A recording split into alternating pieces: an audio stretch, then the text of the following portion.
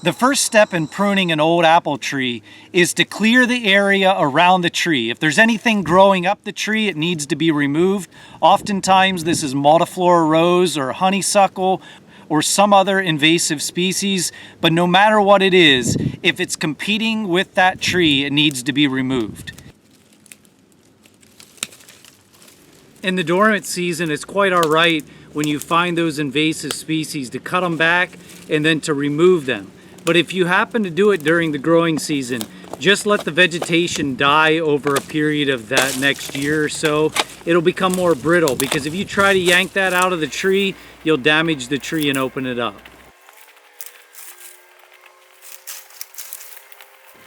Here on this tree, there are a lot of remains of leftover annuals that seed themselves, like goldenrod and ironweed. And while the ground is pretty much bare right now because we're in the dormant season, if I knock these things down and then keep on top of them during the growing season, never let them grow very big, I actually allow more nutrients to go from the soil up into the apple tree.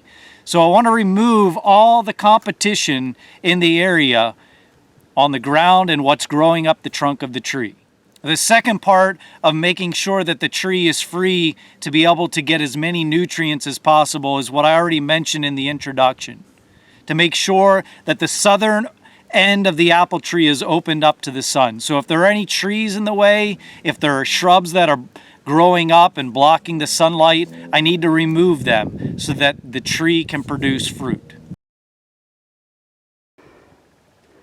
This cherry tree is not doing so well, but it's also blocking all the sunlight for all of these apple trees that are growing to the north of it.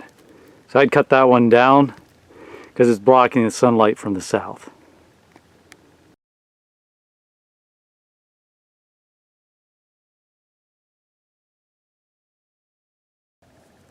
So now we're at the point where we can actually start cutting on the tree.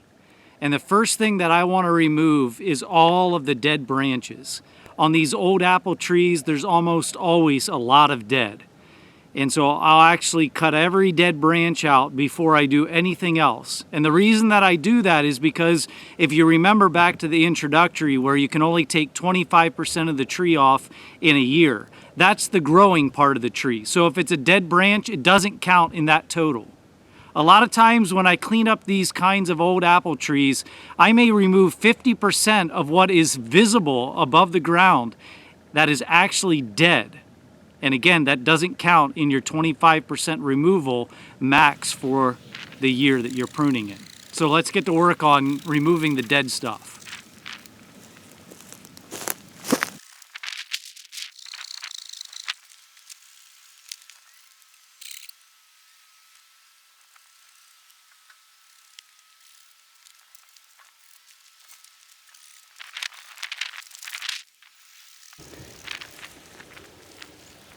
Some dead branches are really obvious, like this one right here.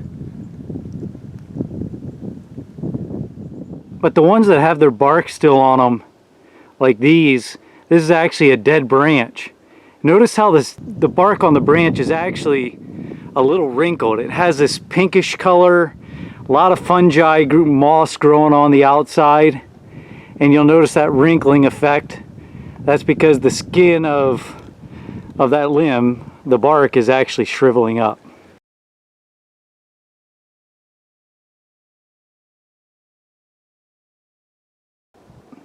Even if you're a fairly strong person, you're going to find out, especially if you haven't pruned much, that the power of gravity is much greater than what you think. So here is a dead branch that I'm going to use as a demonstration on how to properly cut a branch so that you don't have bark tear back into the main limb. So the first thing I do is I turn my saw upside down, and I just want to have a cut on the bottom. And what that does is, if this wasn't dead, essentially I'm going to cut above here on the top, and if it starts to peel, that cut will prevent the peel from happening. Then what I want to do is I want to go the opposite direction of the trunk and go about an inch away from that. And I'll start my cut.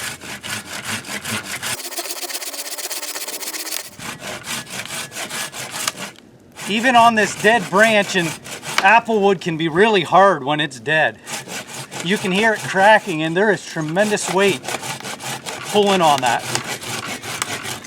Notice how it's twisting a little there at the end? So this branch is actually cracked from the weight of me cutting partway through, and it actually starting to go in breaking from that main cut. Now, had that been the cut all the way back here where it joins the limb, then I would have that cracked opening in the limb. So what I've done now is I've created about 1 foot of extra space there, and I can cut that easily because I know there won't be much pull from gravity.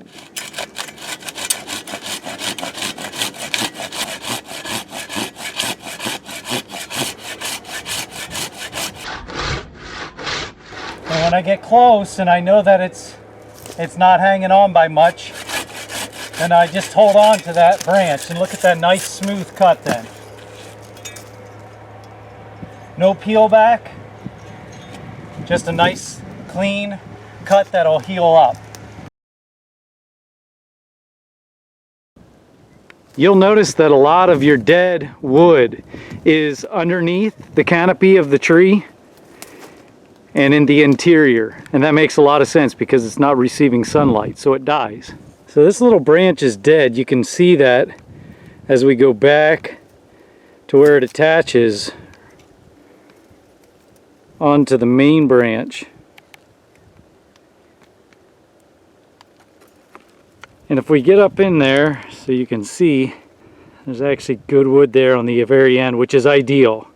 It's only about 1/2 inch long, and I'll show you that's going to be green wood, which is good, while the rest of it's dead. That means that more than likely disease hasn't worked back up into that branch because it's not dead at the junction there.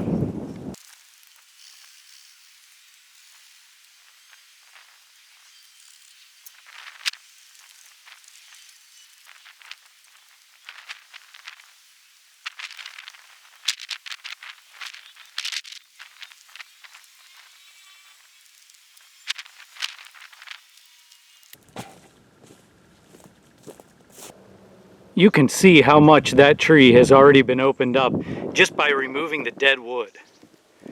And a lot of it is down low, the low-hanging branches, and the stuff in the interior. And that's because it's not getting sunlight. But the tree's still way too thick, you can see up here, way too dense. Just look at this pile of dead wood behind me that all came off of this one tree. And none of that counts against my allowance of what I can remove from the tree this year. So I can still remove 25% of what's left of the tree safely so that I still get fruit. So remember, get rid of the dead wood and the apple tree, and you're going to open up that tree for sunlight and have better fruiting.